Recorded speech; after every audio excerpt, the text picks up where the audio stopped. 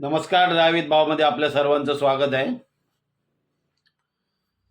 ज्यावेळेला तुम्ही गाडी शिकता त्यावेळेला ना मोटर ट्रेनिंगमध्ये तुम्हाला हे शिकवलं असतं की कुठल्याही गेट समोर गाडी उभी करायची नाही, कुठल्या हॉस्पिटल समोर तुम्ही हॉर्न वाजवायचं नाही.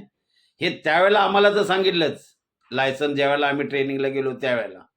आणि आम्ही तर ट्रेनिंग केलीच होती, खलाशी म्हणूनच काम सुरू केलं होतं.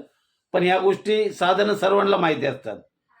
पण ह्या साहेबांनी गाडी बघा, हा बहुतेक देहरादूनचा व्हिडिओ आहे. मिनी ट्रेन आहे, तिथं यांनी ट्रॅकवर गाडी उभी केली.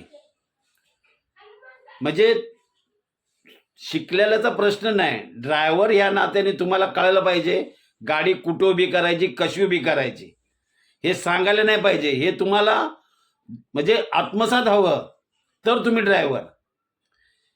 की तुम्ही गाडी उभी केली त्या ट्रॅकवर, तिकडून ती मिनी ट्रेन आली, वेळीच त्यांनी आवर घातला तर झालं असतं तुमचं 8-10 लाखाचं नुकसान.